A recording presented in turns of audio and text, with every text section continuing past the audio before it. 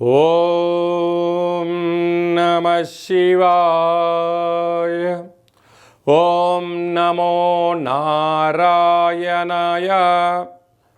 కర్మ నరదృష్టి నివారణ కాళభైరవాయ నమో నమః. ఓం గురు అరిష్టేతు సంప్రాప్తే గురు పూజాంచ కారయేత్. గురుధ్యానం ప్రవక్ష్యామి. విద్యా ఉద్యోగ విదేశీయాన రాజసన్మానోత్సవ గజసన్మానోత్సవ వివాహ తదనంతర పుత్ర పుత్రిక సంతాన సంబంధిత అరిష్ట దోషపీడోప ఉపశాంతయే. హరి ఓం. మా ఛానల్కి స్వాగతం. చూస్తున్న వీక్షకులకు ప్రేక్షకులకు ప్రియ కాళభైరవ భగవద్బంధులకి స్వాగతం పలుకుతూ మమ్మల్ని ఎంతగానో ఆదరిస్తూ ఉండబడినటువంటి ప్రియ సోదర సోదరీమణులకు, సనాతన ధర్మ సంరక్షకులకు, జ్యోతిష్ అభిమానులకు, పుష్కర స్నానం చేసేటువంటి ఆధ్యాత్మిక భగవద్బంధువులకి, అంటే 12 ఏళ్ళకు ఒకసారి మనకు పుష్కరాలు వస్తూ ఉంటాయి. కుంభమేళ, అర్ధ కుంభమేళ, మహాకుంభమేళలో స్నానం చేసే వారందరికీ మరొక్కసారి చిన్న విన్నపం ఏమిటయ్యారగా, వృషభ రాశిలో నుంచి దేవగురు బృహస్పతి మిథున రాశిలోకి ప్రవేశం జరుగుతుంది. కనుక మనకు సరస్వతి మాత అంటే సరస్వతి నది పుష్కర మహోత్సవ కార్యక్రమాలు జరుగుతూ ఉన్నాయి. కనుక మనకు తెలంగాణ రాష్ట్రంలో కాళేశ్వరం దగ్గర మనకు అంతర్వాహినిగా సరస్వతి నది పుష్కర మహోత్సవ కార్యక్రమాలు గవర్నమెంట్ వారు కూడా పెద్ద ఎత్తున ఏర్పాట్లు చేయడం జరుగుతుంది. కనుక మనమందరము కూడా మే నెల 15వ తారీఖు నుండి 27వ తారీఖు వరకు మన వీలును బట్టి వెళ్ళి పుష్కర స్నానాన్ని ఆచరింపజేసుకొని ముక్కోటి దేవతల యొక్క ఆశీస్సులు, పుష్కరుడి యొక్క ఆశీస్సులు పొందాలని కోరుకుంటూ, అందరిపైనను 12 రాశులపైనను ఈ భూమండలం మీద ఉండబడినటువంటి అనేక జంతువులపైనను, పక్షులపైనను, ప్రకృతిపైనను దేవగురు బృహస్పతి యొక్క ఆశీస్సులు ఉండాలని కోరుకుంటూ, అందరినీ చల్లగా ఆశీర్వదించమని కోరుకుంటూ మనము స్వామివారిని వేడుకుందాం. 12 రాశుల్లో గ్రహ గమనాలు ఓసారి వీక్షింపజేద్దాం.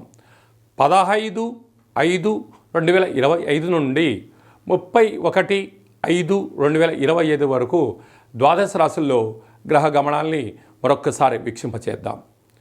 మేషరాశిలో బుధ భగవానుడు సంచార స్థితి. వృషభ రాశిలో రవి భగవానుడు ఏడాది తర్వాత సంచార స్థితి. 12 సంవత్సరముల తర్వాత మిథున రాశిలో దేవగురు బృహస్పతి సంచార స్థితి. కర్కాటక రాశిలో కుజ భగవానుడు నీచభంగ రాజయోగ సంచార స్థితి. కన్యరాశిలో కేతు సంచార స్థితి. మీనరాశిలో శుక్ర భగవానుడు, శని భగవానుడు, రాహు భగవానుడు సంచార స్థితితో ప్రారంభంలో ఇలా ఉన్నాయి.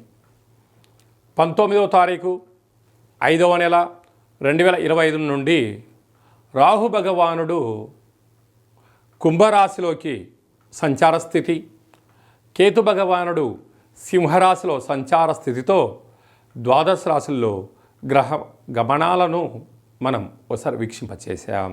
మీనరాశి వారికి మధ్యమ ఏలనాటి శని సంచార స్థితి జరుగుతూ ఉండగా, అర్ధాష్టమ దేవగురు బృహస్పతి సంచార స్థితి 12 సంవత్సరాల తర్వాత పుష్కరాలు జరుగుతున్న సందర్భంగా రాశాధిపతి యొక్క ఆశీస్సులు ఎలా పొందాలో ఈ వీడియోలో సవివరంగా సంపూర్ణంగా తెలుసుకుందాం. రాశిలో ఏ ఏ నక్షత్రాలు వస్తాయనగా, పూర్వాభాద్ర నక్షత్రంలోని చివరి పదం 4వ పాదము, ఉత్తరాభాద్ర నక్షత్రంలో 4 పాదాలు, రేవతి నక్షత్రంలోని 4 పాదాలు కలిపితే మీనరాశి. రాశాధిపతి దేవగురు బృహస్పతి. రాశిలోనే త్రిగ్రహ సంచార స్థితి. శుక్ర భగవానుడు, శని భగవానుడు, రాహు భగవానుడు. చిన్న చిన్న విషయాలకు ఆందోళన తగదు. మీ జన్మ నక్షత్రం రోజున అష్టమి అమావాస్య తిథుల యందున ముఖ్యమైన పనులు, దూరావాయు జల ప్రయాణాలు, డాక్యుమెంట్లు, రాతకోతలు, రిజిస్ట్రేషన్లకు దూరంగా ఉండడం యోగదాయకం అని చెప్పి కూడా గమనించగలగాలి. 2వ స్థానంలో బుధుడు ఉండడం వల్ల మీ ఆలోచన విధానంలో అద్భుతమైనటువంటి విజయ సంకల్పం మీ సొంతం కాబోతుంది. తృతీయంలో ఏడాది తర్వాత రవి భగవానుడు ఉండడం వల్ల గురు యోగ్యత, తల్లిదండ్రుల యొక్క ఆశీస్సులు, అన్నదమ్ములతో స్నేహమే మీ విజయానికి 10 మెట్లు అని చెప్పి గమనించాలి. అర్ధాష్టమ గురువు ఉండడం వల్ల చిన్న చిన్న విషయాలలో ఇబ్బందులు, ఆరోగ్య సమస్యలు, విద్య, ఉద్యోగ, వ్యాపార, రాజకీయ, ధనపరమైనటువంటి ఇబ్బందులు వచ్చే అవకాశం. ఇలాంటి కాల సమయంలో తప్పక పుష్కర స్నానం చేసిన పసుపు రంగు వస్త్రాలు వేసుకోవడం, పసుపు రంగు వస్త్రాలు దానం చేయడం, పసుపుతో నీటిని వదిలిపెట్టడం, పసుపు రంగు ఆహారం కలిగినటువంటిని దానం చేయడం, ప్రవహించే నీటిలో కొబ్బరికాయని వదిలిపెట్టడం వలన గురు యోగ్యత మీనరాశి వారి సొంతమవుతుందని చెప్పి గమనించాలి.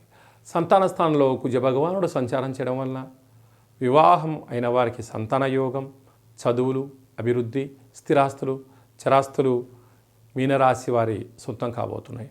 కనుక ఇలాంటి కాల సమయంలో వీలైనంత వరకు శ్రీ మేధా దక్షిణామూర్తి స్వామి యొక్క స్మరణ, ప్రతిరోజు శివాలయ దర్శనం, భగవంతుడికి శనగపప్పుతో కూడుకున్న ధాన్యంతో అభిషేకం చేయడం, గోమాతకు శనగపప్పుతో కూడుకున్న ఆహారాన్ని ఏర్పాటు చేయడం, ప్రతి శనివారం పసుపు రంగు కలిగినటువంటి వస్త్రాన్ని ధరింపచేయడం, అలాగనే లడ్డూలను కానీ మైసూరుపాకులు కానీ పసుపు రంగు కలిగినటువంటి తీపి పదార్థాలను దానం చేయడం వలన మధుర పాకం వలన మీ జీవితము మధురానుభూతి చెంది ధన కనక వస్తు వాహనాలతో తిరుగులేనటువంటి జీవితాన్ని మీనరాశి వారు చెందబోతున్నారు.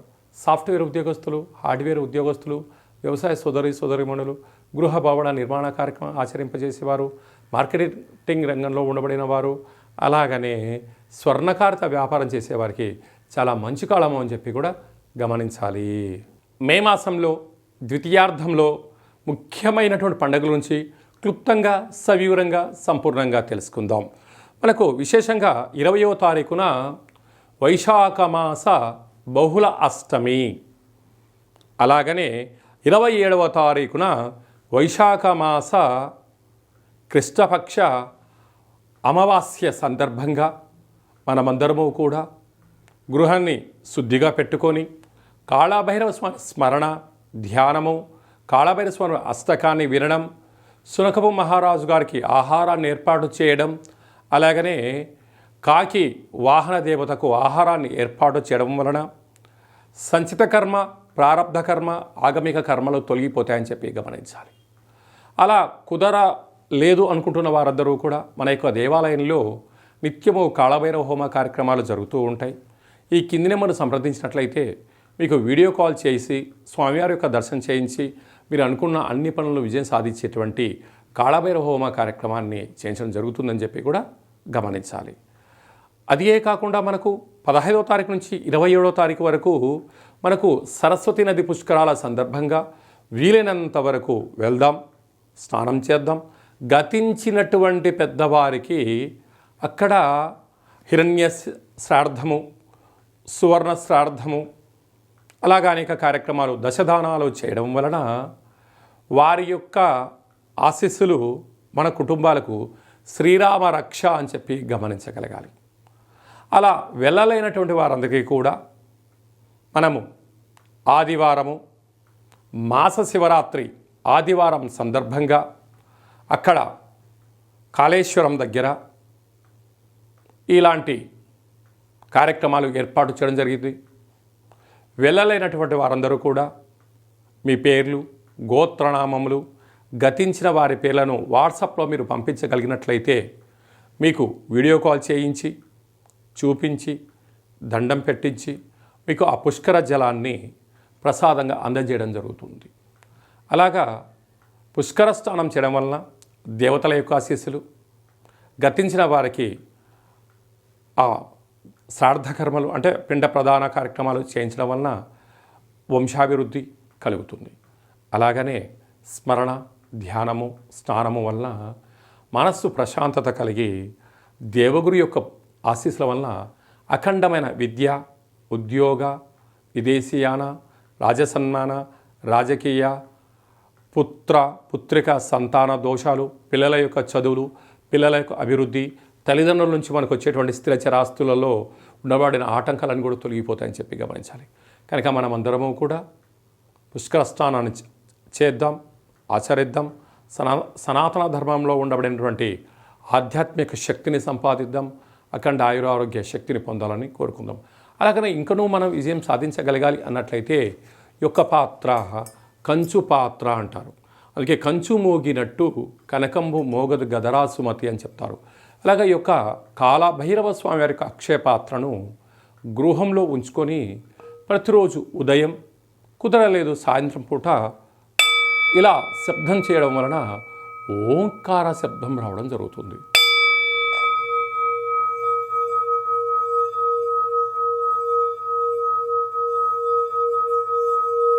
ఈ ఓంకార శబ్దాన్ని సృష్టించడం వలన, వినడం వలన మన మనస్సు ప్రశాంతత ఉండడం, గృహంలో ఉండబడినటువంటి జ్యేష్ఠాదేవి బయటికి వెళ్ళిపోవడం, ఇంట్లో వాస్తుదోషం తొలగిపోవడం, మానవుని శరీరంలో చక్రాలు వికసింపచేయడం, మనం ఏదైతే అనుకుంటున్నామో ఆ పనులు అన్నింటినీ కూడా కాళభైరవ స్వామి దేవ ముందుండి నెరవేర్చడం జరుగుతుంది.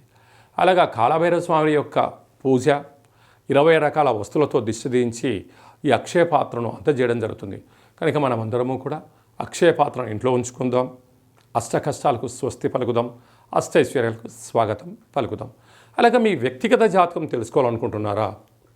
మీరు పుట్టినటువంటి తేదీ, నెల, సంవత్సరం, సమయం, మీ పేరు రాసి ఆన్లైన్ ద్వారా కానీ ఆఫ్లైన్ ద్వారా కానీ మీరు పంపించగలిగినట్లయితే 100 సంవత్సరాల జాతకాన్ని రాసి పంపించి మీరు పుట్టినప్పుడు గ్రహ గమనాలు ఎలా ఉన్నాయి, ప్రస్తుతం ఎలా ఉంటున్నాయి, రాబోయే కాలంలో ఎలా ఉండబోతున్నాయో సవివరంగా సంపూర్ణంగా తెలియజేయడం కూడా జరుగుతుంది.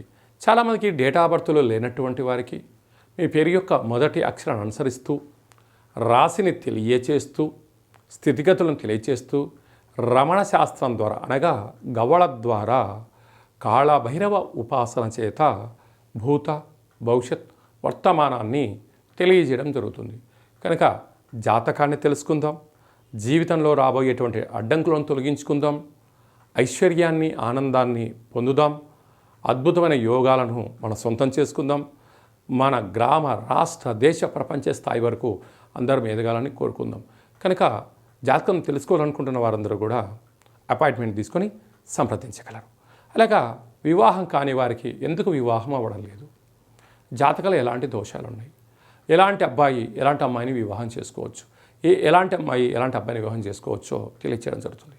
వివాహం అయినటువంటి దంపతులు తరచుగా చిన్న చిన్న విషయాలకు గొడవ పడడం, విడిపోయేంత వరకు తీసుకొస్తూ ఉంటారు. అలా కాకుండా చిన్న చిన్న మార్పుల సలహాలు సూచనల ద్వారా మిమ్మల్ని ఆ పార్వతీ పరమేశ్వరులు ఎలా కలిసి ఉంటారో ఉండేటువంటి ఆధ్యాత్మిక సలహాలు సూచనలు ఇవ్వడం కూడా జరుగుతుందని చెప్పి గమనించాలి.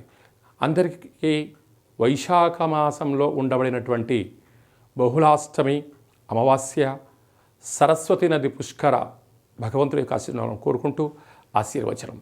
ఓం శతమానం భవతి శతాయు పురుష సతేంద్రియ ఆయుష్యేవేంద్రియే ప్రతిష్టతి ధనం ధాన్యం బహుపుత్రలాభం శత సంవత్సరం దీర్ఘమాయు సర్వే జనా సుఖినో భవంతు లోకా సమస్త సుఖినో భవంతు. సర్వం సంపూర్ణ కాళభైరవ దేవత, రుద్రదేవత, బృహస్పతి దేవత అనుగ్రహ ప్రసాద సిద్ధిరస్తు తదాస్తు. ఈ వీడియో మీకు నచ్చినట్టయితే లైక్ చేయండి, షేర్ చేయండి, మా ఛానల్ని సబ్స్క్రైబ్ చేసుకోండి. మేము చేస్తున్న ఆధ్యాత్మికమైన వీడియోలు అందరికన్నా ముందుగా మీరు చూడాలి అనుకుంటున్న వారందరికీ కూడా చూసి ఈ యొక్క ఆధ్యాత్మిక భక్తి సమాచారాన్ని భగవద్బంధులకు మిత్రులకు చేరవేయండి. హిందూ ధర్మాన్ని కాపాడండి.